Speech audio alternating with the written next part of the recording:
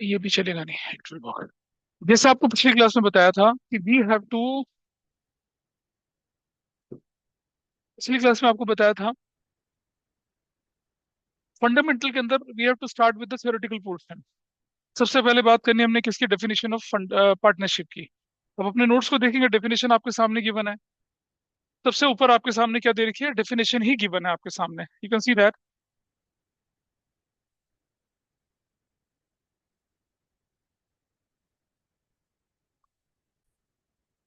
So any one of you is able to recall the definition of partnership? जरा बताओ, बचपन में पढ़ी होगी बिजनेस स्टडीज में, डेफिनेशन पार्टनरशिप की याद है किसी को पीछे से? आर्यन बाबा? ना है। एक मंत्र होता है, ओम नमाय और सफा चट्टाए, है ना? आगे बढ़ते जाओ, पीछे वाला साफ करते जाओ। तो कोई है ऐसा जो बता सके, बोलो। यूर ऑल, अरे that's a perfect date when two people come together, है ना? हाथों में हाथ, स्नेह की डोरी से बंधे हुए, है ना? जीवन की मस्ती में आगे बढ़, बोला था ना बिट्टू बदमाश। क्या नहीं रुकनी चाहिए? मौज मस्ती नहीं रुकनी चाहिए, हाँ बोलो। सेकंड चैप्टर कौन सा, गुडविल से? अच्छा, बहुत बढ़िया। इसके बारे में अभी क्लास के बाद बात करते हैं, ठीक है? या रुकना, क्लास के बाद बात करना। दरवाजा बंद करके आना बेटा। हाँ जी। Company under the partnership act, भाई ये तो कॉन्ट्रडिक्शन हो गया। How can company be under the partnership act? However, there are certain provisions of partnership, they are guided by companies act. ये तो पॉसिबल है, लेकिन ये थोड़ी पॉसिबल है कि कंपनी पार्टनरशिप के अंदर आएगी। अरे लिखिए है डेफिनेशन, वही पढ़ के ऑनलाइन में जरा मुझे बताइए क्या डेफिनेशन है, बोलिए। अच्छा, only share the profit, not the losses.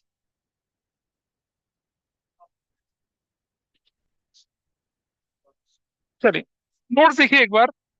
Section 4 कहता है इंडियन पार्टनरशिप एक्ट 1930, और ये नोट्स है हमारे सभी के पास। कहाँ है?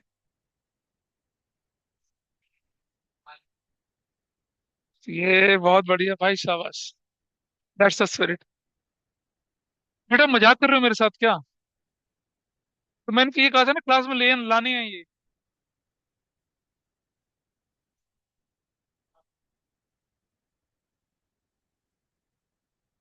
ये पीछे, इसको शेयर करिए और वापस देना मुझे फिर ये। संभाल के रखने का मतलब है पढ़ने के लिए निकालने हैं वो। अ, एक बार ना एक व्यक्ति था, उसके, उसने अपने दोस्तों को बोला कि मेरे घर आओ, और मेरे घर आके पार्टी हम करेंगे, और पार्टी में मैं तुम्हें ना अपने परदादा के जमाने का घी खिलाऊंगा। और आप समझिए, तीन चीजें होती हैं जो कि जितनी पुरानी होती है उतनी अच्छी होती चली जाती हैं। एक होती है चावल, जितना पुराना होगा राइस उतना अच्छा होगा। वाइन दूसरी चीज, ठीक है, और घी तीसरी चीज। और चौथी चीज दोस्ती भी होती है वैसे, लेकिन वो नेग्लिजिबल होती है। तो घी को कहते हैं महाघृत, बहुत पुराना और बहुत शानदार, मतलब आयुर्वेद में बहुत शानदार माना जाता है। जितना पुराना घी होगा उतना ही वो महंगा, उतना ही शरीर के लिए अच्छा। पार्टी में बुला लिया। पार्टी में बुलाने के बाद क्या करा, इतनी सी बोतल लेके आओ वो, मखमल की जार में रख के, और बोला देखो ये है परदादा के जमाने का घी। आओ आपकी पार्टी कर, सबकी थालियां सजाई गई, और घी की डब्बी उठाई, सबकी थाली के ऊपर ऐसे ऐसे करके, ऐसे ऐसे करके, ऐसे ऐसे करके निकाल के रख दिया। बोले ये क्या हुआ भाई? कह रहा आप खाना शुरू करो। तो कह रहे घी तो तुमने डाला नहीं। कह रहे अगर घी डाल देते तो परदादा के जमाने की बोतल इतनी बची रहती। अब इसका आज की कहानी से क्या तात्पर्य है? भाई साहब ने नोट संभाल के रखे हैं। किस लिए संभाल के रखे हैं? कि खराब ना हो जाए। पढ़ना भी तो है। कोई बात नहीं, आज तुम्हारा दिन था, कल किसी और का दिन होगा। तो देखिए, पार्टनरशिप इज अ रिलेशन, देखिए डेफिनेशन देखिए आपके सामने। It is a relationship, partnership के हिसाब से it is a relationship between persons who have agreed to share the profits of a business carried on by all or any one of them acting for all. ठीक है, definition यहाँ लिखते हैं और इसकी सर्जरी करते हैं। और इसकी सर्जरी करने से हमारे पास बहुत सारे एमसीक्यू क्वेश्चन, बहुत सारे असर्शन रीजनिंग के question, features and there are certain certain provisions of partnership act, वो क्लियर होंगे। तो बताइए क्या था डेफिनेशन, क्या लिखा था बताइए? रिलेशन बिटवीन, क्या लिखा है, रिलेशन, रिलेशन बिटवीन, हाँ, persons who have, who have agreed to share, share the profits the profits of a business carried on by all or any one of them one of them acting for all. वो definition आपके पास लिखी है notes पे, तो उसको अलग से लिखने की जरूरत नहीं है। ये लिखा है इसने, is a relationship between, what's your name? अच्छा ठीक है, रुको। तो हमने क्या बोला कि it is a relationship between two और मोर पर्सन। तो देखो कुछ चीजें हम हाईलाइट कर रहे हैं। सबसे पहले तो यहाँ पर क्या आ गया, व्यक्ति आ गए, पर्सन्स आ गया। क्या पार्टनरशिप है सिर्फ और सिर्फ बायोलॉजिकल पीपल के बीच में ही हो सकती है? Is there is a possibility कि पार्टनरशिप जो है वो नॉन बायोलॉजिकल पीपल के बीच में भी हो पाए? क्या ना कंपनी है partnership with other company? Merge नहीं बोल रहे हम लोग, बिल्कुल देयर इज अ पॉसिबिलिटी। समझिएगा, यूएस में there is a river Colorado. Colorado river के ऊपर बना हुआ है कि Hoover dam. Eisenhower president होते थे, उनके नाम पे बना। उस डैम के ऊपर इतना ज्यादा कंक्रीट डाला गया है। 1960 में वो डैम बना था। 1960 से आज सब देखिए कितना टाइम बीत चुका है, मोर देन कितना, 50 साल से तो ज्यादा, 50 60 साल से तो ज्यादा हो चुका है। अगर उसको, उतना कंक्रीट उसमें पड़ा हुआ है कि अगर उसके अंदर ड्रिल करा जाए ना तो अभी भी कंक्रीट गर्म मिलेगा। और कोलोरेडो कोलोरेडो रिवर जो थी, इतनी खतरनाक नदी थी, उसको बांधना बहुत मुश्किल काम था। More than 5000 people died while the construction of that dam there, उस रिवर पे। अब इतना बड़ा प्रोजेक्ट था, मतलब वर्ल्ड का सबसे बड़ा प्रोजेक्ट उस जमाने में था वो। उसके लिए यूनाइटेड स्टेट्स ऑफ अमेरिका की 150 कंपनी ने पार्टनरशिप करी, तब जाके वो रिसोर्सेज जनरेट कर पाए। तो देयर इज अ पॉसिबिलिटी कि partnership can happen between the companies as well. Person या तो नेचुरल हो या आर्टिफिशियल हो, the person who is capable to sign a contract, वो क्या कर सकते हैं, पार्टनरशिप के अंदर चल सकते हैं। ठीक है, तो हमने बोला क्या, relationship between persons who have agreed. अब दूसरी बात क्या आ रही है यहाँ एग्रीड बोल रहा है, एग्रीमेंट की बात करते हैं। फिर क्या बोल रहे हैं यहाँ पर, प्रॉफिट्स की बात करते हैं। प्रॉफिट की तो बात करें, what about the losses? Losses क्या है, इम्प्लाइड मीनिंग है। अगर प्रॉफिट है तो भाई लॉसेस भी आप लोगों को शेयर कर रहे हैं, ठीक है। अच्छा, उसके बाद बात कर रहे हैं किसकी, बिजनेस की बात यहाँ पर कर रहे हैं। और फिर क्या बोल रहे हैं, कैरीड ऑन बाय ऑल या एनी वन ऑफ देम। अगर हम इस डेफिनेशन की सर्जरी करेंगे तो हमें कई सारे 1 2 3 4 5 वैलिड पॉइंट्स दिखते हैं। एक एक करके इन पॉइंट का हम डिस्कशन करेंगे, सर्जरी करेंगे, फिर आगे बढ़ते हैं। अब ये जो व्यक्ति हैं, पर्सन्स, ठीक है, जो एग्रीमेंट के अंदर आए, उन लोगों को क्या बोलते हैं हम लोग, पार्टनरशिप बोलते हैं। क्या बोल रहे हैं, मतलब दो या दो से ज्यादा लोग अगर क्या कर रहे हैं, कॉन्ट्रैक्ट के अंदर एक्ट करते हैं आपस में, तो उनको क्या बोलेंगे हम लोग, पार्टनर्स बोलेंगे।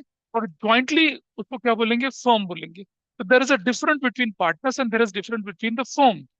फर्म और पार्टनर्स दोनों की सेपरेट लीगल एंटिटी होती है, याद है, अकाउंटिंग एंटिटी प्रिंसिपल। पार्टनर्स और बिजनेस दोनों क्या माने जाएंगे, सेपरेट लीगल एंटिटीज माने जाएंगे, ठीक है। तो पार्टनर्स जो एग्रीमेंट के अंदर चले गए, they are known as partners.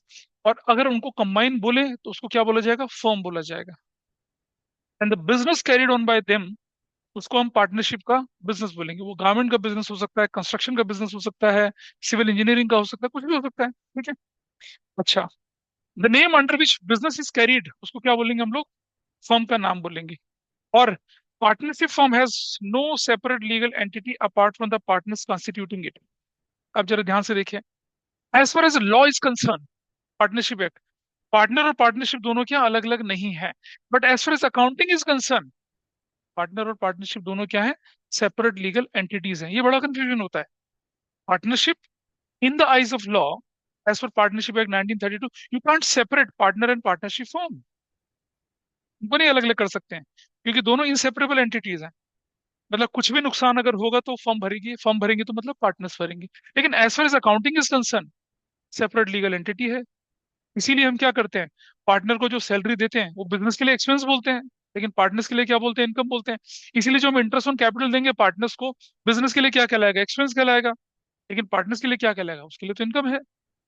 Commission दे रहे हैं हम पार्टनर को, तो क्या कहलाएगा, बिजनेस के लिए क्या कहलाएगा, वो एक्सपेंस कहलाएगा। लेकिन पार्टनर के लिए क्या कहलाएगा, उसके लिए तो फायदा हो गया। Got it. और इसीलिए पार्टनर जो कंट्रीब्यूशन कैपिटल का करता है बिजनेस में, बिजनेस के लिए क्या कहलाएगी, वो लायबिलिटी। लेकिन पार्टनर के लिए क्या कहलाएगी, वो एसेट। अकाउंटिंग के पॉइंट ऑफ व्यू से बिजनेस, पार्टनर और पार्टनरशिप फर्म दोनों क्या है, सेपरेट एंटिटीज हैं।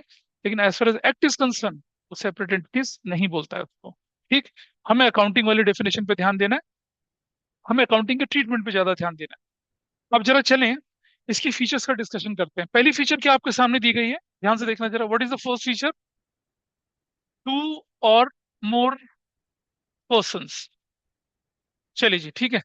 अब मेरा क्वेश्चन आप लोगों के पास है, एक क्वेश्चन नोट कर लीजिए। ए इज, लिखिएगा जरा। A is 18 year old, A is 18 year old, and B is, A is 18 years old and B is 17 years 364 days old। ठीक है जी, कैन दे फॉर्म पार्टनरशिप, बताइए। आपके लिए क्वेश्चन है। ए 18 साल का है और बी 17 ईयर 364 डेज का है, क्या वो पार्टनरशिप फॉर्म कर सकते हैं? ये मत बोलना कि सर एक दिन बात कर लेंगे ना। 18 years, 17 years, 364 days, can they form partnership? जवाब दो, हाँ या ना। कर सकते हैं, कैसे? हाँ। क्या कर, हाँ ठीक है। एज अ माइनर पार्टनर तो बना सकते हैं। Absolutely wrong. सबसे पहली चीज, मिनिमम दो लोग होने चाहिए और दोनों मेजर होने चाहिए। अरे कम से कम दो लोग होने चाहिए और दोनों क्या होने चाहिए? मेजर, मतलब they have attend the age of maturity. ये थोड़ा कि एक 18 साल का तो गाना गाओ, तू 16 बरस का, मैं 17 बरस का, मिल जाए नैना और पार्टनरशिप बनाते हैं। ऐसा नहीं करना। एक 18 साल का बनेगा और दूसरा माइनर है, नहीं बना सकते आप। अब इस केस में पार्टनरशिप क्या हो सकती है? नो, पार्टनरशिप नहीं हो सकती है, क्योंकि एक व्यक्ति 18 साल का है, वो तो मेजर है, और दूसरा व्यक्ति माइनर है। दो मेजर पार्टनरशिप फॉर्म को फॉर्म कर सकते हैं, लेकिन एक मेजर और एक माइनर नहीं कर सकते हैं। सो आंसर है नहीं, नहीं कर सकते हैं। रीजन आपको पता चल गया, ठीक है। दूसरा question, A is 18 years old,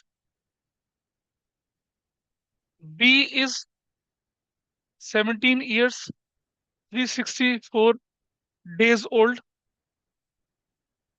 and C is 21 years old। Can they form partnership? अब बताइए, बोलो, कर सकते हैं? क्या A B C partnership form कर सकते हैं? जवाब दीजिए। यस में कितने लोग हैं ऑनलाइन में, बताइए मुझे। क्या आप एग्री करते हैं इस बात से? ऑनलाइन में please somebody tell me. Yes sir. कर सकते हैं ना पार्टनरशिप? ठीक है, बहुत बढ़िया है ना, बोलो। कर सकते हैं ना? You guys are absolutely wrong, बिल्कुल गलत है। मेरा क्वेश्चन क्या था? क्वेश्चन लिखिएगा। Can A B and C form a partnership? No, A B and C can not form partnership. However A and C can form a partnership. लिखो तो सही उसका जवाब। अभी देख रहे हैं ना, वन मार्कर गलत हो रहे हैं आपके। A B and C can not form a partnership. बेटा नोटबुक में लिखो, नोटबुक में लिखो, इसमें मत लिखो, ये तो भर जाएगी। अभी तो बहुत कुछ लिखना है इसमें।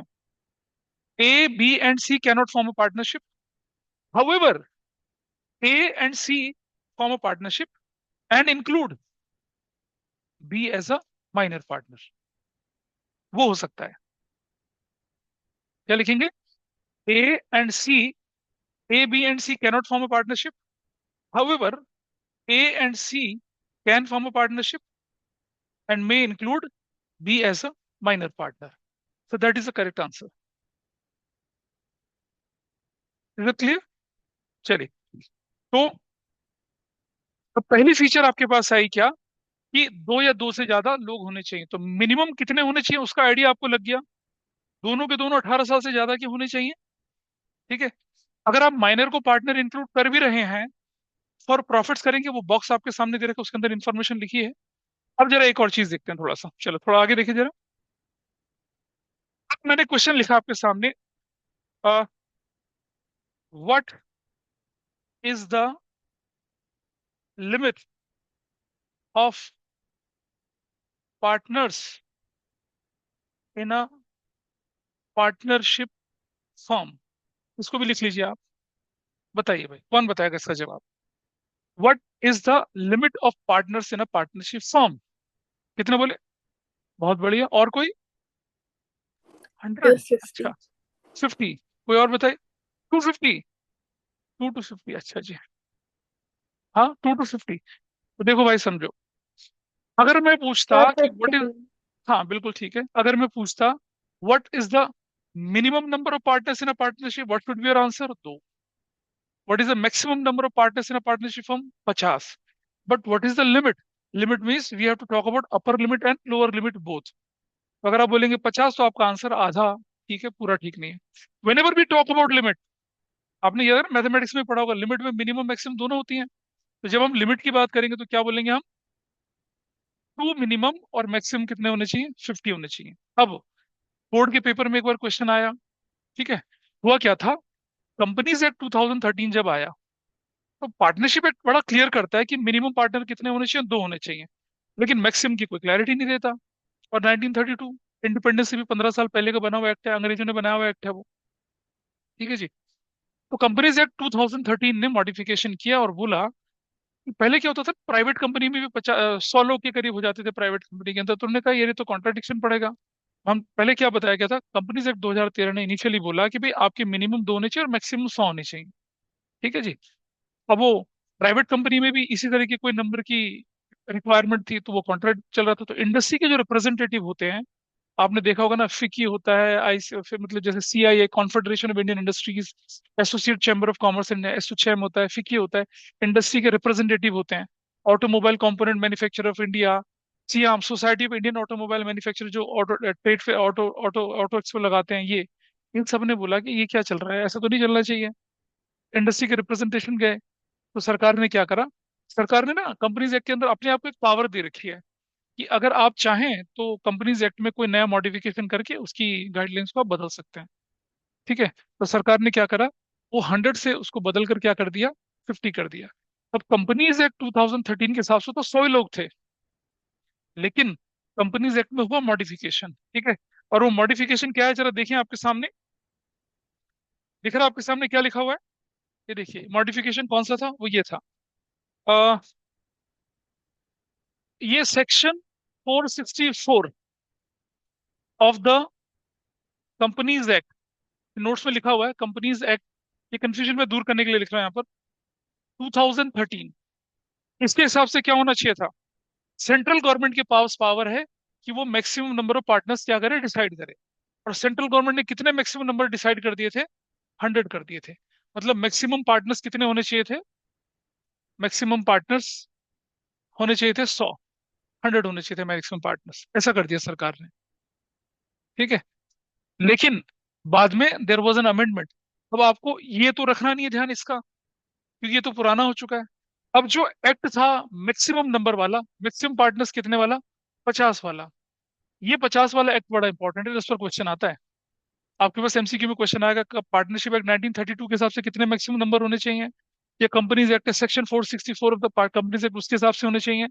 तो जो एक्ट है उसका नंबर क्या था, वो है रूल 10। ठीक है।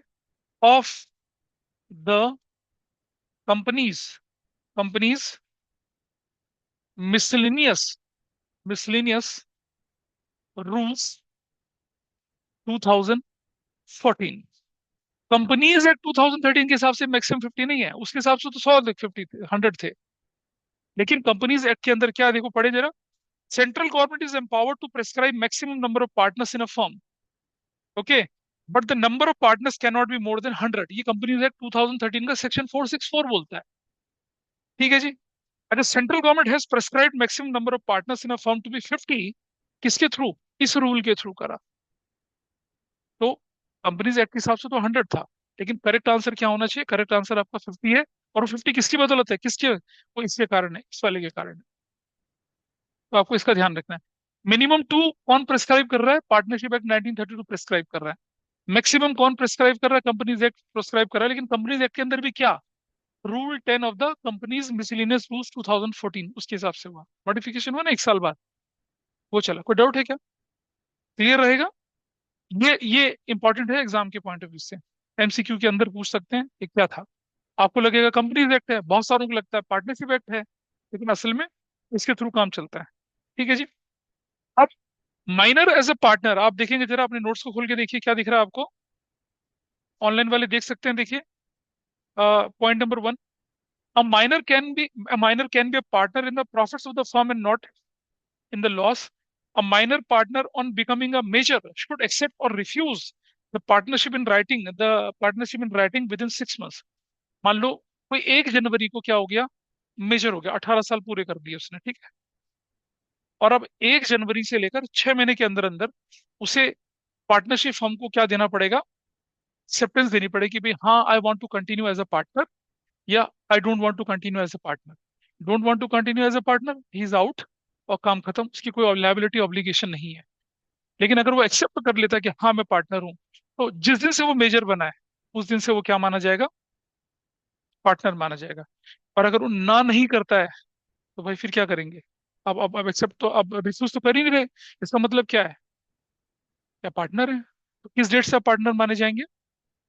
हाँ, लेकिन अगर आप एक्सप्लिसिटली बोल देते हैं कि भाई नहीं मैं पार्टनर नहीं हूं, मैं छोड़ के जा रहा हूँ, फिर आपकी कोई लायबिलिटी वहां पर नहीं रहती है। इफ ही और शी डज नॉट डिसाइड, ही और she become liable for all the actions since he और शी बिकम्स पार्टनर। देखिए, 1 जनवरी से लेकर 1 अक्टूबर तक उसने कोई यस और नो बोला ही नहीं, और अक्टूबर के महीने में फर्म ने कोई कॉन्ट्रैक्ट कर लिया, उसमें हो गया लॉस। अब वो कहता है जी मैं तो प्रोबेशन पीरियड पे था, 6 महीने वाला टाइम पीरियड था, मैं तो लायबल ही नहीं उस लॉस के लिए। भाई आपको जैसे ही आप मेजर बने थे आपको मना कर देना था ना कि भाई मैं आपकी फर्म में नहीं हूँ, तो आप लायबिलिटी से बच जाएंगे, लेकिन आपने तो मना करा ही नहीं। इसका मतलब you have given mutual consent, आप क्या है, उस लॉस को झेलने के लिए रिस्पॉन्सिबल रहेंगे एज अ पार्टनर। इसका इम्प्लीकेशन ये होता है। याद है सर्टिफिकेट ऑफ इनकॉर्पोरेशन पढ़ा था बिजनेस स्टडीज में, कि भाई सर्टिफिकेट ऑफ इनकॉर्पोरेशन साइन कब हुआ, 1 जनवरी को, आपको मिला कब, 15 जनवरी को, तो वो कब से वैलिड माना जाएगा, जिस दिन उस पर स्टैंपिंग होगी, 1 जनवरी से, 15 जनवरी से नहीं। जिस दिन मिला नहीं उस दिन से, जिस दिन पे उस पर स्टैंप लगी है रजिस्ट्रार ऑफ कंपनीज की, उस दिन से माना जाएगा। ये क्वेश्चन 11th में फॉर्मेशन ऑफ अ कंपनी में शायद आया होगा आपके एग्जाम में, या नहीं आया हो तो कोई बात नहीं। चलिए, अब आगे चलते हैं थोड़ा सा, नेक्स्ट पार्ट लेके चलते हैं हम लोग। जो हमारी डेफिनेशन का पार्ट था नेक्स्ट, वो क्या था, वो है क्या, एग्रीमेंट। ये भी बड़ा पॉपुलर है एग्रीमेंट। पार्टनरशिप का एग्रीमेंट जो है उसके लिए कोई ऐसा मैंडेटरी नहीं है कि आप अपना एग्रीमेंट क्या कर लें, रिटर्न में कर लें। एग्रीमेंट ऑप्शनल भी हो सकता है और ओरल भी हो सकता है, ठीक है। Do you know British constitution is oral, it is not return anywhere. हमारा कॉन्स्टिट्यूशन देखा आप लोगों ने, सोने के अक्षरों से लिखा हुआ एक बहुत बड़ा, पार्लियामेंट के अगर आप उसमें जाएंगे म्यूजियम में, तो you will see original copy of Indian constitution, ठीक है। सोने के शब्दों से उकेरा गया उसको, we the citizens of India hereby accept, अगर वो लाइनें देखी होगी आपने, प्रियम्बल वगैरह, तो हमारा प्रिजर्व करके रखा गया है ओरिजिनल कॉपी, ठीक है। उसमें सभी के असली साइन है, डॉक्टर राजेंद्र प्रसाद के, डॉक्टर बी आर अम्बेडकर के, सबके साइन है उसके अंदर। There is no such constitution in Britain, oral है सब कुछ, है ना। टेक्स्ट बुक बनी हुई है, उसको रेफर करते रहते हैं, लॉ की बुक छपी है उसको रेफर करते सकते हैं। लेकिन अगर हम बोले कि भाई हमें ओरिजिनल कॉन्स्टिट्यूशन रेफर करना है, we can go to the parliament library, we can refer that, we can see that, we can get miniature of that also, मिलता बिकता है वो भी पॉसिबल है। वहां नहीं है। पार्टनरशिप का एग्रीमेंट क्या होना चाहिए, ओरल हो, रिटर्न हो, कोई फर्क नहीं पड़ता, लेकिन रिटर्न होने से क्या होता है, आपके बहुत सारे डिस्प्यूट्स जो होते हैं वो क्या हो जाते हैं, सॉर्ट हो जाते हैं। तो आप क्या कर सकते हैं उसको, कंडीशन नंबर 2 क्या है, एग्रीमेंट है, तो ओरल होना चाहिए। और in order to avoid any unpleasant situation in future you should have written agreement, ठीक है जी, आगे चलते हैं। एग्रीमेंट इज क्लियर, इसमें हम ज्यादा नहीं लिखेंगे। नेक्स्ट पॉइंट आ जाइए, क्या अगला पॉइंट क्या हमारे पास है, बताइए। बिजनेस। चलिए भाई, अब मुझे बताइए पार्टनरशिप का बिजनेस कैसा होना चाहिए, कोई बताएगा कैसा बिजनेस होना चाहिए। कपड़ों का, कंप्यूटर का, नहीं टाइप्स नहीं बोल रहे, कैसा बिजनेस होना चाहिए पार्टनरशिप का, लीगल होना चाहिए, नहीं होना चाहिए लीगल। चलो जैसे एग्जांपल लेके चलते हैं, क्या अब इसे कौन ड्राइविंग जानता है, ड्राइविंग, ड्राइविंग किसको आती है, बहुत बढ़िया। और वो वेट उठाने की कैपेसिटी किसकी ज्यादा है, आप मुझे बताइए जरा, बॉडी बिल्डर टाइप का कोई बच्चा कितना उठा लेते हो, 200 kg, तो बढ़िया है, तो बहुत बढ़िया, अच्छा है भाई, बहुत अच्छा। ठीक है, ये तो हो गया भाई, हमारे ये उठाने वाला हो गया, ठीक है। और मुझे एक मासूम सी लड़की, इसके चेहरे से बिल्कुल मासूमियत टपकती हो, कौन दिख रहा है वो, कोई भी, इसको, अच्छा इसको, हाँ, चलो ठीक है। ऐसे सभी लोग मासूम हैं, तो अगर हम लोग लेके चलते हैं, मतलब we we just want to start a new business venture, हम स्टार्ट कर रहे हैं, ठीक है भाई। और इसके बाद ड्राइविंग आती है किसी को, अच्छा, कोई ऐसा जिसके मतलब जिसके रिफ्लेक्सेस बहुत स्ट्रांग हो, बहुत शानदार रिफ्लेक्सेस हो तुम्हारे?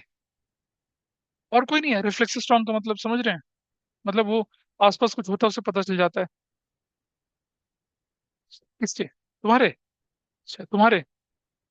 ठीक है। अच्छा ठीक है, चलो। अच्छा, कोई ऐसा है जिन्हें छोटे छोटे बच्चों से बड़ा प्यार है, बड़े लगते हैं, बुबली बुबली बच्चे अच्छे लगते हैं उनको? कौन? कम ऑन यार guys, let me explore the example. है कोई? हाँ? नहीं? You hate the kids? इधर से। चलो। ठीक है ना, व्हाट्स योर नेम? दिव्यांश। अच्छा। दिव्यांग। दिव्यांग हमारे टीम का एक बहुत मजबूत इंसान है। ड्राइविंग इन भाई सबको आती है ड्राइविंग? कुछ भी चला लोगे, ट्रक, टेम्पो, टाटा 407, छोटा हाथी, सब चला लोगे? यार तो कोई ऐसा नहीं हिम्मत वाला। तुम? अच्छा। क्या चलाया है? बहुत बढ़िया, ये सबसे अच्छा आदमी है, ठीक है जी। तो ये आदमी उठाने वाला, ठीक है। ये हम इसको ले लेते हैं, इसको, ये छोटी सी भोली सी प्यारी सी इनोसेंट सी लगती है अभी, मान लो सबके मुकाबले। इसे हम ले लेते हैं, ठीक है। और एक एक रिफ्लेक्सेस स्ट्रांग वाले के लिए हम लोग ले लेते हैं इनको, क्या नाम है आपका? हाँ? रिधिमा इन्हों, इसके रिफ्लेक्सेस बड़े स्ट्रांग है, ठीक है। अब इन्होंने क्या किया कि एक सोसाइटी के, क्लोज वॉल सोसाइटी के अंदर गए वहां पर, और ओपन वॉल सोसाइटी के अंदर जैसे 36, 37 इस तरह के होते हैं, पार्क में देखा कि कौन बच्चे छोटे छोटे घूम रहे हैं, इधर चल रहे हैं। ये गाड़ी लेके तैयार रहा, ये एक जूट का थैला लेके तैयार रहा, इसने अपने चॉकलेट वगैरह रखी, और ये देख रही है माँ बाप आसपास तो नहीं है कहीं पर, ठीक है। और इशारों इशारों में बात चल रही है, सिग्नल सिग्नल ऐसे करके बात कर रहे हैं, ठीक है। एक छोटे बच्चे के पास जाती है, जगजी जैसा गुलगु गुलगु बच्चे के पास जाके यूं करती है, पता क्यों? सुन देख, चॉकलेट चॉकलेट चॉकलेट चॉकलेट करके ऐसे ऐसे ऐसे ऐसे लेके आ रही है, ये लेके आ रही, चॉकलेट चॉकलेट करके लेके आ रही है। ये कह रही है, ये वाली रिद्धिमा कह रही है, बढ़िया जा रही है ब्रो, बढ़िया, चॉकलेट चॉकलेट करके। जैसे वो रेंज में आते भाई, बंदा बोरे में रखता है उसे, और सीधा कहाँ? गाड़ी में। वो ट्रक लेके तैयार ही खड़ा था, ट्रक लेके तैयार खड़ा था, ठीक है। अच्छा जी, ठीक है। अब तिवारी जी जो है वो मास्टरमाइंड है। पता क्या बोलते हैं फोन करके? हमारा छोरी हमारे कब्जे में है, 5 करोड़ रुपए काली बुलिया के पास, ठीक है। तो अब समझिए, तो आप जानते हैं ना, बिजनेस स्टडीज में पढ़ा था, higher the risk and higher the return. क्या बढ़िया है, ठीक है। अच्छा, तुम तुम बड़ी लाइबिलिटी हो। सुनो भाई, अरे सुनो यार, काम की बात सुनो। अब सुनो, higher the risk and higher the return. भाई, कितना, 5 रुपए की वो कौन सी चॉकलेट होती है वो, एक वो, एक छोटी सी चॉकलेट आती है ना 5 रुपए की। हाँ, हाँ जो भी है वो यार, किटकैट टाइप की जो भी चॉकलेट होगी, 5 रुपए की चॉकलेट, और वसूली कितने की हो रही है? 5 करोड़ की, ठीक है। कितना बड़ा रिस्क है? कैन वी हैव, अच्छा अब बताइए, ये पार्टनरशिप पार्टनरशिप कहलाएगी क्या? Of course. भाई उसके स्किल्स हैं ऑब्जर्वेशन के, उसकी मासूमियत है, बच्चों को खींच लाती है। भाई का, अब इसने क्या करा, एक और बहुत ही बढ़िया प्यारा सा गुलगुला बच्चा था, उसको भी डाल दिया अंदर, रास्ते में चलते जैसे भाग रहे थे, एक बार उठा के ऐसे डाल दिया, चल भाई। अब समझ रहे हैं? और वो कहता है, वो गाड़ी गेट में तैयार खड़ा है, लेके बिल्कुल। सबने मेहनत करी है भाई, डेडिकेशन है, पैसा आया, 5 लोगों में 1-1 करोड़ बांट लिया, ठीक है। छोरे को कलिया पुलिया के नीचे छोड़ दिया, तो चांटे मार के छोड़ दिया, जा देख लिया से। जग्गी भाई के गाल सूजे हुए हैं। भाई, इज इट लीगल बिजनेस, ठीक है। और तो और, ये तो कहते हैं ये तो क्या, किडनैपिंग में तो ज्यादा रिस्क है। चलो, सफेद चूर्ण बेचते हैं, पावर स्टिक बेचते हैं, और समझ रहे हो, समझने वाले समझ गए, ठीक है। नहीं, नहीं कर सकते। बिजनेस क्या होना चाहिए? लीगल बिजनेस होना चाहिए, है ना। पार्टनरशिप का बिजनेस क्या होना चाहिए? Legal. Absolutely wrong. Legal business जानते हैं किसे कहते हैं? हाँ, हाँ, business should not be legal, business should be what, lawful. देखिए, तो बिजनेस क्या होना चाहिए बेटा? बिजनेस लॉफुल होना चाहिए, लीगल नहीं होना चाहिए। मतलब क्या आते हैं बच्चे ये चीज, कि पार्टनरशिप बिजनेस डैश लीगल। अरे लीगल बिजनेस तो क्या हुआ, वो स्टैम्प पेपर बनाते हैं, वो एफिडेविट बनाने वाले हो के रजिस्ट्री कराने वाले होते हैं, वो होता है लीगल वाला तो। वो वो लीगल कंसल्टेंसी टाइप का बिजनेस होता है वो तो। आपका बिजनेस क्या होना चाहिए? लॉफुल होना चाहिए। चोर उचक्का उठाई गिरा, किडनैपिंग करना, ये सब नहीं होना चाहिए, टॉर्चर एक्सटॉर्शन वगैरह वो नहीं होना चाहिए, ठीक है। ये नहीं होना चाहिए आपका। तो बिजनेस क्या होना चाहिए पार्टनरशिप का? Lawful. If you form a partnership for any unlawful business it is void and null in the eyes of law. ऐसा नहीं कर सकते आप। दो से ज्यादा लोग होने चाहिए, एग्रीमेंट होना चाहिए, और क्या होना चाहिए? बिजनेस लॉफुल बिजनेस होना चाहिए। ठीक है, चलिए अगले पॉइंट की तरफ चले जरा। चलिए, बिजनेस की बात आ गई आपके पास अब, बिजनेस की बात चली। अब एक बड़ा इंपॉर्टेंट पॉइंट आ रहा है, और उससे रिलेटेड क्वेश्चन भी करेंगे हम लोग यहाँ पर। अब हमारे पास बारी आती है क्या? Mutual agency. ये भी एक फीचर है। लिखा था ना, business carried on by all or any one of them acting for all. उसका मतलब समझते हैं। उसका मतलब, अब क्या हुआ? अ, हमारा क्या नाम बेटा तुम्हारा? तेजस, तेजस्वी व्यक्ति है हमारा तेजस। ठीक है, तेजस। तेजस एक ज्वेलरी शॉप में गया, और वो ज्वेलरी शॉप जो थी वो थी किसकी थी वो? हाँ, हांडा भाई साहब की तो ज्वेलरी शॉप थी। अब ये तो मालिक है, ठीक है, बैठे हैं अपना, और इन्होंने बहुत सारे सेल्समैन रखे हैं।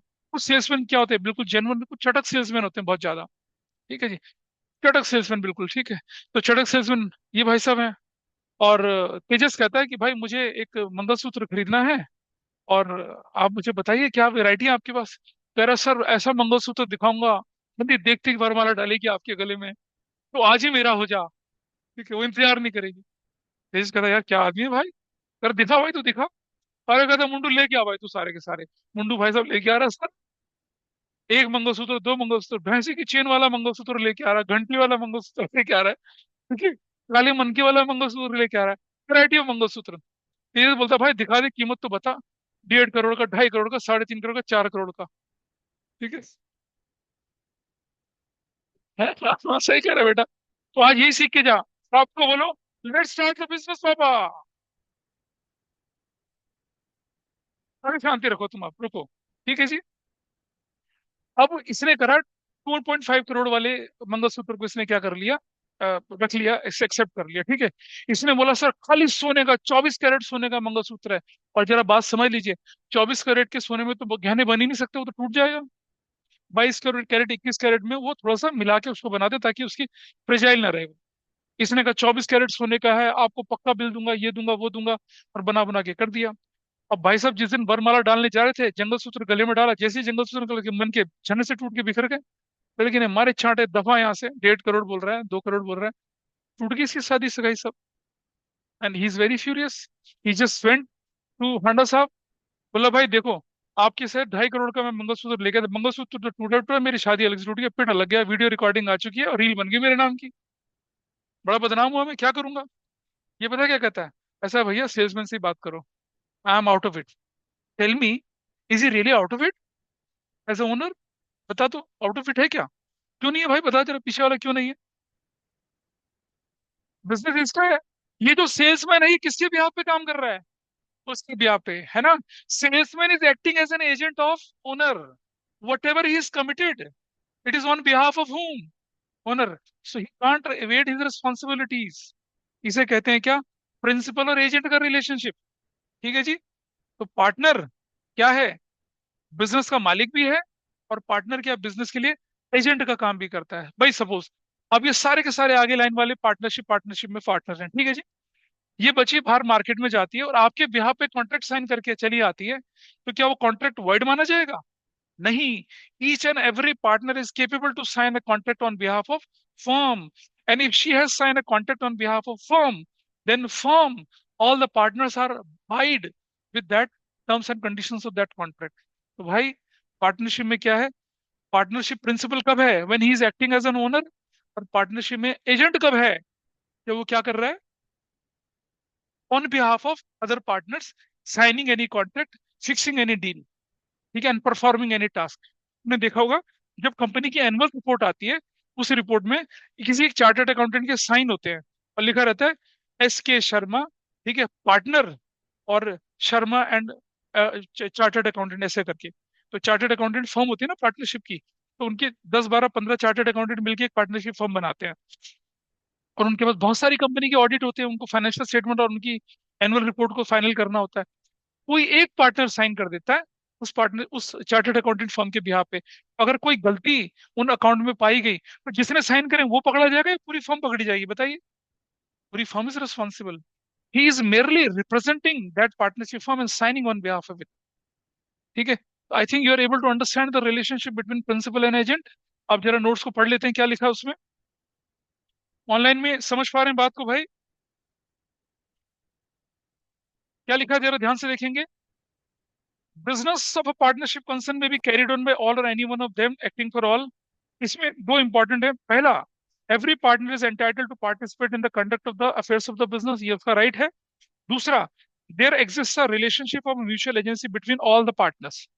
Each partner carrying on the business is the principal as well as the agent for all the business. ये हमने बोला. हर पार्टनर बिजनेस के लिए क्या प्रिंसिपल भी और एजेंट भी है. ये बात से एग्री करते हैं सब लोग. अभी बताया था आपके सामने. As a principal, he or she is bound by the act of other partners of the firm. भाई, ये अहाना मार्केट में गई और पार्टनरशिप फर्म के ब्याह पे कोई कॉन्ट्रैक्ट करके आ गई, तो जो बाकी के पार्टनर है वो प्रिंसिपल के रूप में है. ये एजेंट से तो बाकी प्रिंसिपल है. She herself is also as a principal. लेकिन इसने साइन करा और कॉन्ट्रैक्ट साइन करके चली आई, और वो कॉन्ट्रैक्ट में कुछ ऊंच नीच होगी तो सब भुगतोगे ना. That is a sign of. जैसे उसने, उसके सेल्समैन ने मिस ट्रीटमेंट या उसके सेल्समैन ने मिसकम्युनिकेशन के बेस पे कोई सामान बेचा, मालिक अपनी रिस्पॉन्सिबिलिटी से बाहर नहीं जा सकता. ऐसी पार्टनरशिप के पार्टनर्स जो हैं, दे कांट इवेट द रिस्पॉन्सिबिलिटी. वो प्रिंसिपल है. ठीक है जी. तो एज ए प्रिंसिपल आप बाकी के पार्टनर्स के किए हुए काम के लिए पूरी तरह से रिस्पॉन्सिबल हैं. और as an agent, he or she represents other partners and thereby binds them to his or her acts. इसे क्या कहते हैं हम लोग? म्यूचुअल एजेंसी रिलेशनशिप कहते हैं. Relationship of mutual agency is so important that one can say that there would be no partnership if the element of mutual agency is absent. चलो एक क्वेश्चन लिखिए. अब देखिए कौन कितना जवाब देता है इसका. A and A B and C purchased a shop in a mall by paying rupees 3 crore, 1 crore each. 3 crore की मॉल थी. तीन मॉल में एक दुकान थी. 3 करोड़ की ग्राउंड फ्लोर, बड़ा लंबा चौड़ा बिजनेस वाला था वो. हर बंदे ने 1-1 करोड़ रुपए का कंट्रीब्यूशन कर दिया. ठीक है, कर दिया. अच्छा. आ, उसके बाद क्या किया. They have given the shop on rent of rupees 6 lakh per month and agreed to share the rent equally. ठीक है. तो will it be termed as a partnership, ये मेरा क्वेश्चन है. ये जो एग्जांपल है, इसमें एबीसी ने जो काम किया, क्या वो पार्टनरशिप है? पहली चीज, अब तक जो पढ़ा था, is it a lawful business? हाँ या ना. दो या दो से ज्यादा लोग थे, प्रॉफिट भी हो रहा है, एग्रीमेंट भी है, तो भाई पार्टनरशिप क्यों नहीं है? बताइए रिद्धि में. क्या नहीं है? क्या रेंट रेंट मत, अच्छा सुनो आप किसी, क्या चीज बेटा, एग्रीमेंट? नहीं नहीं, हाँ you can put forward your point. एक बात बताओ मुझे, एक लेट मी आस्क. आपने किराए का एग्रीमेंट कर दिया, तो किराया आपको एक ही बार मिलेगा क्या? अरे हर महीने मिलेगा भाई. हाँ तो वही तो पूछ रहा हूँ, क्यों नहीं माना जाएगा? उसका जवाब दो ना मुझे. बोलिए. भाई साहब राइटिंग में है सब कुछ यार. हाँ बोलो. नहीं, यही है उनका main source of income. This is their main source of income. पहले मेरे क्वेश्चन का जवाब दो. ऑनलाइन वाले ही बता सकते हैं, इज इट अ पार्टनरशिप और नॉट. पहला क्वेश्चन तो ये. मैंने आपको बताया पार्टनरशिप में सारे कैरेक्टरिस्टिक्स से फुलफिल कर रहा है अभी तक जो हमने पढ़े हैं. भाई रेगुलरिटी भी है, शेयरिंग प्रॉफिट भी है. प्रॉफिट तो है, रेंटल इनकम प्रॉफिट तो है उनके लिए. उनको रेगुलेटरी इनकम मिल रही है. दो से ज्यादा लोग भी हैं. और तुम सोचो, अगर 3 लोगों ने मिलकर एक दुकान खरीदी 3 करोड़ में, तो 18 साल से तो ऊपर के रहे होंगे ना वो. 18 साल से नीचे का बंदा प्रॉपर्टी तो खरीद ही नहीं सकता. तो मेजर भी है ये लोग. तो पार्टनरशिप है या नहीं है ये बताओ ना आप मुझे। ऑनलाइन में you can also answer, you can also contribute, या इट इज अ पार्टनरशिप और नॉट। है ना? बोलो। है। दिल है कि मानते हैं, दिल कह रहा है कि यार हो भी सकते हैं, नहीं हो सकते, कुछ ना कुछ तो है इसके अंदर, बोलो है। नहीं, इट इज नॉट पार्टनरशिप। बताइए रीजन, बताओ रीजन क्या है। क्या ये A on behalf of B कुछ भी कर सकता है? हाँ। क्या ये B on behalf of C कुछ भी कर सकता है क्या? Is there any agency relationship between A B and C? No. So in spite of having everything which is relating to partnership, it is not a partnership. क्या बोला अभी थोड़ी देर पहले? This is the most important feature of partnership. कभी question आ जाए which is the most important feature of partnership, क्या बोलोगे? Mutual agency, agency relationship है। कहाँ है इनके बीच में? ये ए मार्केट में जाके बी सी के यहाँ पे कुछ कर सकता है क्या? नहीं। इनका मॉनेटरी इंटरेस्ट, इनका legal interest is restricted to that shop in the mall only. हाँ, शॉप के अंदर पुताई रंगाई कुछ करानी है, वो ए बी के सी के यहाँ पे कर सकता है।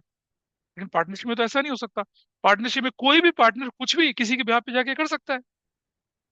वो होता है एजेंसी रिलेशनशिप, ये थोड़ी एजेंसी रिलेशन। तो क्या लिखेंगे? No, it is not a partnership as agency relationship between A B and C is missing. लिख लीजिए इसका answer. No, it is not a partnership as agency relationship between A B and C is missing here. Is it okay? चल ठीक है भाई। चलिए, number क्या हो गया था आपका? ये कौन सा पॉइंट था हमारा? ये कौन सा पॉइंट था ये? फोर्थ का पांचवा पॉइंट देखिए क्या लिखा पांचवें पॉइंट में आपका। हाँ, शेयरिंग ऑफ प्रॉफिट्स। अब एक बात समझिएगा, ये कह रहे हैं ना partnership is the relationship between two और more person sharing the profits of a business. तो बिजनेस लॉफुल और प्रॉफिट्स है, लेकिन भाई प्रॉफिट अगर है तो it has an implied meaning. ये इम्प्लाइड क्या चीज होती है? आओ मैं बताता हूँ। बचपन में आपने फाइनेंशियल स्टेटमेंट विद एडजस्टमेंट पढ़ा था।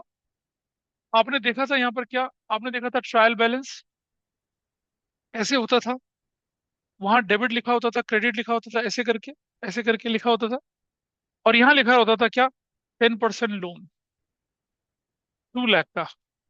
बताओ भाई, क्या कहीं क्वेश्चन में एडजस्टमेंट लिखा रहता था कि इंटरेस्ट ऑन लोन देना है नहीं देना है? लिखते थे? नहीं लिखते थे ना।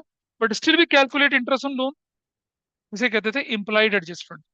ना बोलते हुए भी जिसे हमें करना पड़ जाए उसे क्या बोलते हैं? इम्प्लाइड एडजस्टमेंट बोलते हैं। ठीक है जी। तो अगर हम बोल रहे हैं sharing of profits, it has an obvious meaning of sharing of losses as well. तो प्रॉफिट के साथ साथ क्या होगा? लॉसेस। वरना तो क्या हुआ भाई, हमारा तो एग्रीमेंट प्रॉफिट का था जी, अब लॉस हो गया तो हम तो निकल रहे हैं, ऐसा थोड़ी होगा। कानून कहता है प्रॉफिट के साथ इट इज एन ऑब्वियस कि लॉसेस भी आपको क्या करने पड़ेंगे? शेयर करने पड़ेंगे। ठीक है जी। और लायबिलिटी ऑफ पार्टनर्स क्या होती है? अनलिमिटेड होती है। अगर आपका प्रॉफिट नहीं है, लॉस है, और लॉस को पूरा करने के लिए आपके पास रिसोर्सेज खत्म हो गए, तो पार्टनर्स की पर्सनल प्रॉपर्टी भी क्या हो जाएगी? यूटिलाइज हो जाएगी to put off those losses. इसका ध्यान रखते हैं। ठीक है जी। तो sharing of profit is clear to everybody. आप पॉइंट्स देख लीजिए नोट्स में क्या लिखा हुआ है। और ये मैं इसलिए एम्फेसाइज कर रहा हूँ, 1 मार्कर क्वेश्चन, असर्शन रीजनिंग के क्वेश्चन बनेंगे और मैं दिखाऊंगा आपको, और गलती करेंगे आप में से बहुत सारे लोग। तो क्या लिखा है देखिए। The definition contain in partnership act describes partnership is a relationship between people who agree to share the profits. The sharing of loss is implied। मतलब ये क्या है? इनहेरिटेड है, बिना इसके आप काम नहीं चला सकते हैं। ठीक है जी। A sharing of profit and losses is important if some person join hands for the purpose of some charitable activity। अच्छा चलो एक और चीज देखते हैं। गुजरात में ना ट्रेंड है, गुजरात में देखा आपने, गुजराती लोग होते हैं और वो काफी इंडस्ट्रियस होते हैं, ऑन्टरप्रेन्योर होते हैं। तो क्या हुआ, एक एक ट्रेंड चला है गुजरात में। क्या करते हैं लोग? किसी विलेज काउंसिल में जाते हैं, ग्राम पंचायतें होती है ना, वहां जाते हैं, और वो देखते हैं कि गांव का ना एक मंदिर है, वो उसकी मान्यता बहुत ज्यादा है। वहाँ हर तीसरे महीने में एक मेला लगता है, बहुत ज्यादा फुटफॉल होता है। मंदिर थोड़ा ना ओपन पुराने टाइप की मंदिर है, अब पैसा वैसा तो होता नहीं गांव वालों के पास। मंदिर थोड़ा सा खराब खराब पोजीशन पे है। तो गुज्जू भाई लोग गए, 4 लोग बोले, बोले ग्राम सभा के पंचायत के मुखिया को बोले कि भाई ऐसा है, ये मंदिर जो है ना इसे हम कंस्ट्रक्ट करेंगे, 3-4 मंजिला बनाएंगे, शानदार बनाएंगे, बढ़िया मार्बल लगाएंगे। ठीक है, पैसा सारा हमारा, आपको कुछ नहीं करना। गांव वाले करेंगे भाई पैसा हमारा तुम्हारा, तो फिर तो क्या तेरा कुछ नहीं। मंदिर में पुजारी रखे जाएंगे, पुजारी जी को सैलरी देंगे हम, और जो चढ़ावा मिलेगा उसका 2-4% भी देंगे। जितना भी चढ़ावा मंदिर में चढ़ेगा 50% हमारा, 50% गाँव वालों का। पुजारी की सैलरी मेंटेनेंस काट के। ठीक है जी। Is it a bad deal? बताइए। नहीं। एग्रीमेंट हो गया साइन, गांव वालों के बीच में, चार लोगों के बीच में भी। Tell me it is a partnership. बताओ। हाँ। मंदिर कंस्ट्रक्ट करना पहले क्या है? चैरिटेबल एक्ट है। पहली बात तो ये है ना। भाई क्यों? अगर कोई इंडस्ट्री लगाएगा तो उसे चैरिटेबल थोड़ी बोलेंगे, चलो फैक्ट्री लगाते हैं, तुमको काम देंगे, तुमको रोजगार देंगे। Is it A charitable act? नहीं। मंदिर से क्या हो रहा है? हाँ ठीक है भाई, चंदा आएगा, अच्छा देखिए, तुम बोलोगे सर पैसा तो वहां भी आ रहा है, लेकिन मान लो बारिश हो गई, एक भी भक्त नहीं आया मंदिर में उस दिन, तो एक भी पैसा नहीं आया। ये पूरे एरिया में बाढ़ आ गई, 3 महीने के लिए पानी पानी भरा रह गया, मंदिर में आएगा कुछ नहीं होगा। लेकिन बिजनेस क्या होता है? Gives you constantly the return. तो इसीलिए वो जो प्रॉफिट वाला पार्ट है उसमें साफ साफ लिखा है कि if any partnership is done for charitable act, that will not be consider as what?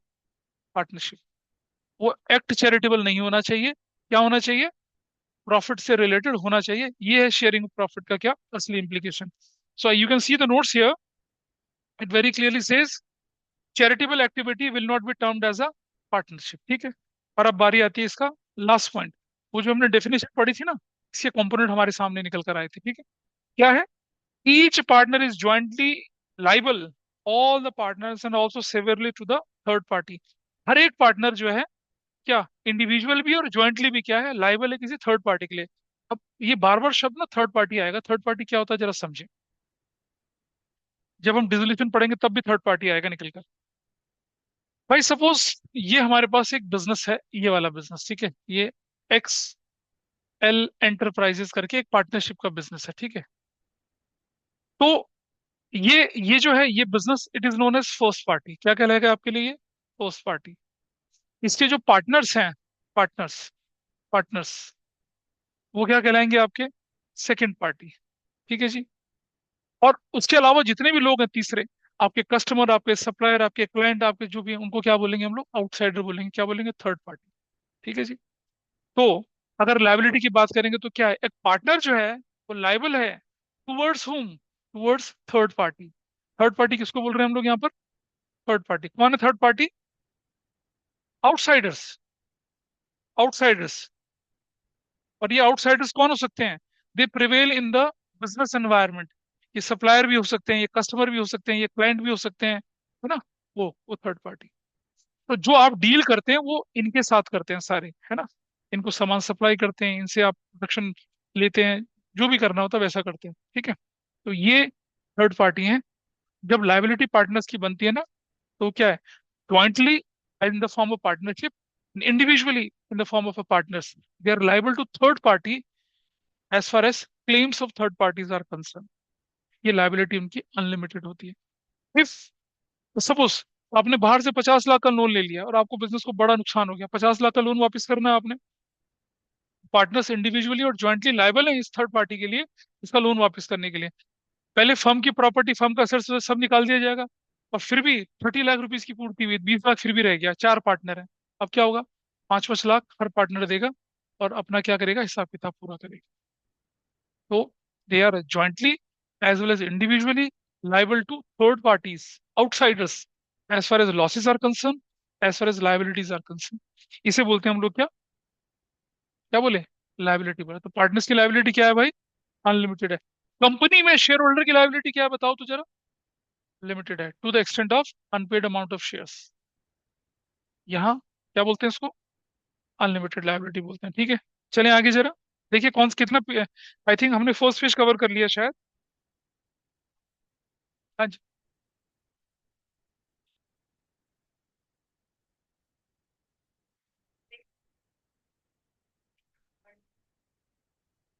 Individually है। इंडिविजुअली है। Not only the liability of a partner for the acts of the firm is also unlimited. This implies that his private assets can also be used for paying off the firm's debt. मतलब आपने कर लिया अपना, अब आप पता है कौन सी कंडीशन में होगा? जब फर्म की एसेट सारी खत्म हो गई, सब कुछ खत्म हो गया, अब भी हमें लोन चुकाना पड़ रहा है, तब पार्टनर्स की इंडिविजुअल प्रॉपर्टी को हम क्या कर सकते हैं, यूज कर सकते हैं इन ऑर्डर टू पे ऑफ द डेट्स। ठीक है। अब आती है आपके पास क्या पार्टनरशिप डीड, ये तो बचपन में अच्छे से पढ़ा है, इसमें हम ज्यादा डिटेल नहीं पढ़ेंगे। क्या लिखा है पार्टनरशिप डीड? बेसिकली क्या होता है? A document contains terms and conditions of partnership, agreed, accepted and signed by all the partners. अगर आपने उस पर साइन कर दिया, इसका मतलब क्या हुआ? You agreed, you accepted and you sign the contract. ठीक है जी। आपको इसीलिए अब कोई अगर लीगल स्टडीज पढ़ता हो तो उसको अच्छे से समझ सकता है इस बात को। मान लिया आपने, जैसे मान लो जग्गी भाई क्या धूम मचा ले, धूम स्टाइल से क्या कर रहे थे, एक्सप्रेस वे में निकल गए, चार पांच को कुचलते हुए निकल गए। ठीक है जी। तो पुलिस वाले ने पकड़ लिया, पहले तो बढ़िया से तशरीफ की सिकाई करी इनकी, और फिर उसके बाद क्या करे, इनसे कोरे कागज पे साइन करवा लिया। सुना होगा ना आप लोग ने, पुलिसमैन क्या करते हैं, ब्लैंक डॉक्यूमेंट पे साइन करा लेते हैं। अब इसका मतलब क्या होगा? ब्लैंक डॉक्यूमेंट में साइन का क्या मतलब होता है?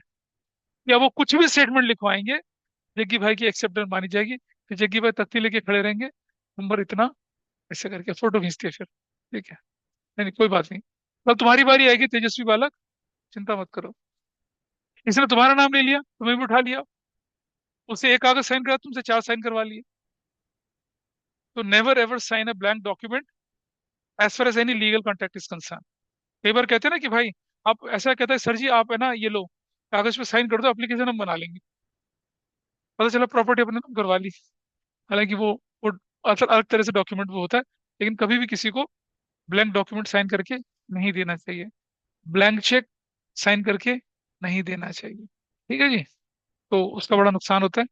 तो ये क्या कह रहे हैं आपसे, कि it is a document which contains terms and conditions of partnership, उसे क्या बोलेंगे, पार्टनरशिप डीड बोलेंगे।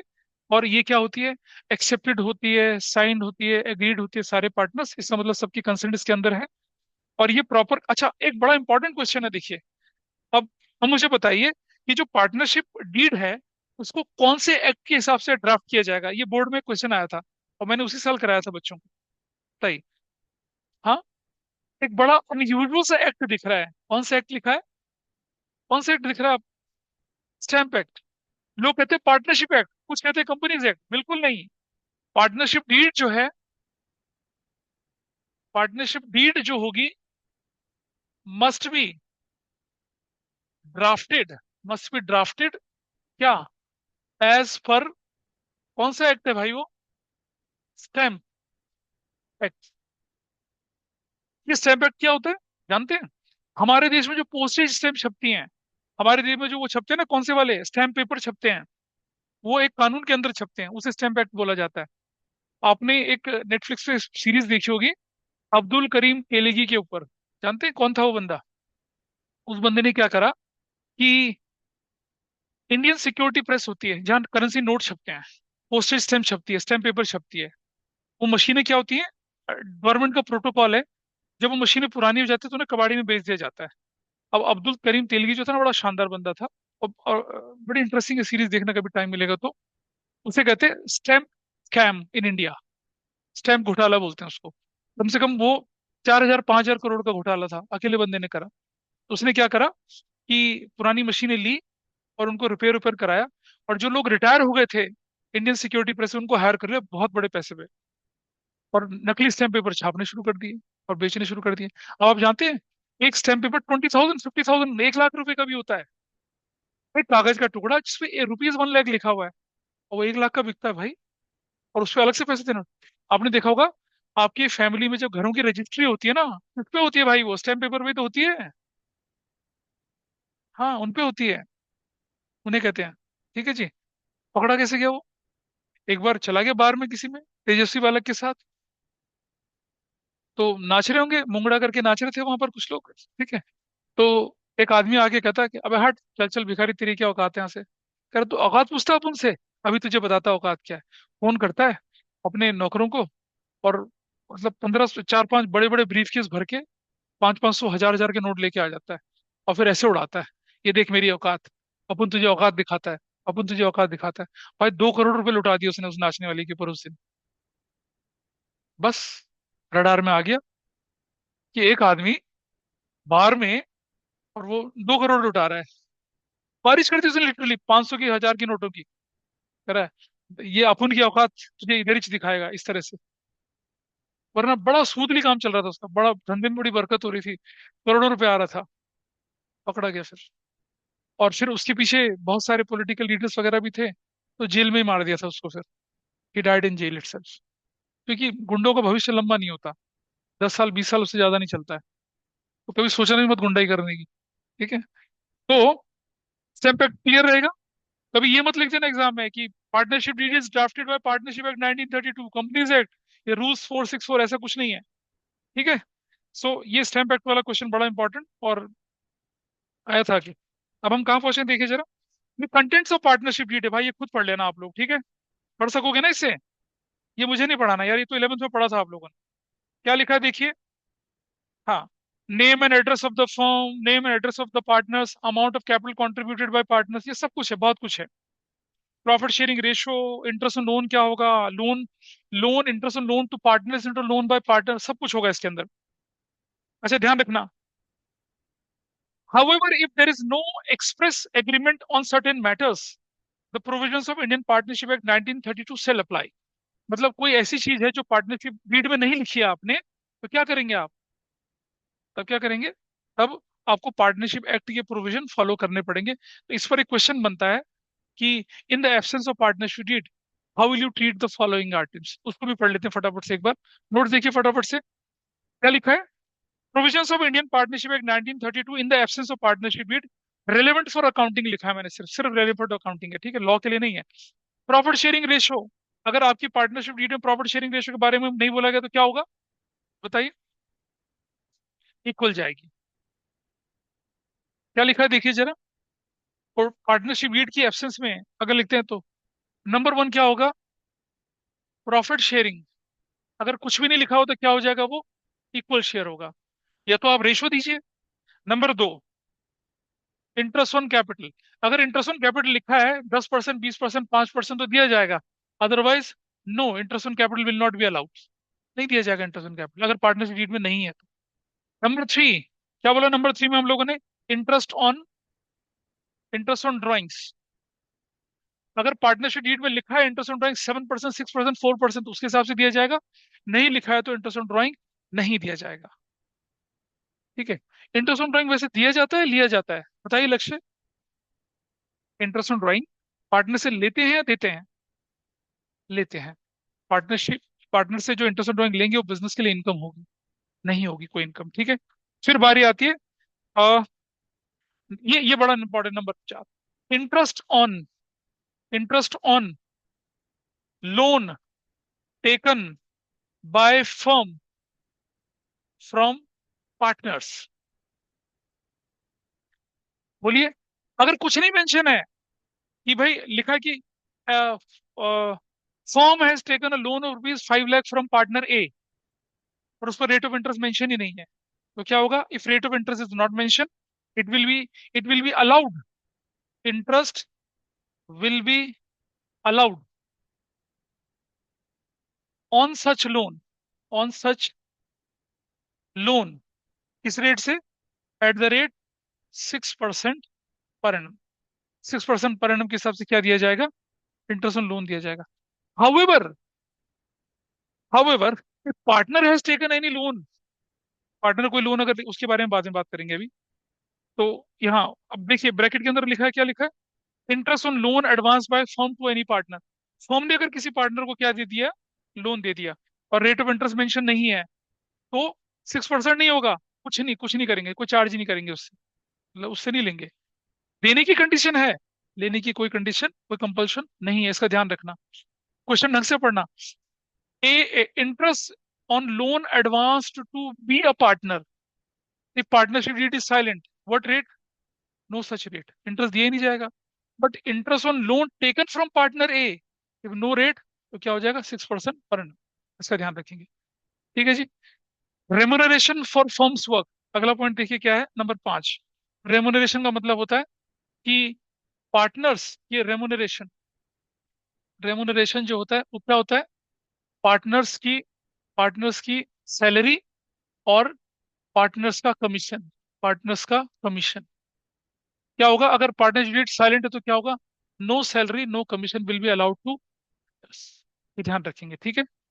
और नंबर है एडमिशन, एडमिशन ऑफ पार्टनर। भाई देखिए, पार्टनरशिप डीड में लिखा है कि अगर हम पार्टनर और किसी नए पार्टनर को लाना तो क्या प्रोसेस होगा, that will be mention in the partnership deed. लेकिन अगर नहीं मेंशन है तो जब तक सारे पार्टनर नहीं एग्री करेंगे तब तक आप किसी को पार्टनरशिप फॉर्म में एडमिट कर ही नहीं सकते हो। देर आर 7 पार्टनर्स, 6 सेज कि भाई हमें इसको लेना है पार्टनरशिप में, एक कहता है नहीं लेना, इसकी शक्ल पसंद नहीं है मुझे, तो नहीं लिया जाएगा। Same, there are 7 partners, there is no agreement for admission and retirement. एक पार्टनर कहता है मुझे फॉर्म छोड़ के जाना है, 6 पार्टनर कहते हैं तू जाएगा ही नहीं यहाँ से। भाई वो फॉर्म छोड़ के नहीं जा सकता है until unless court intervene in that matter, ये ध्यान रखना। तो ये वो प्रोविजंस थे। और इस पर क्वेश्चन आप लोगों ने करे होंगे ना आपकी बुक के, 1 से लेकर 4, 5, 6, 1 से लेकर 10 तक या 12 तक क्वेश्चन है इस पे, वो वाले क्वेश्चन है, ठीक है।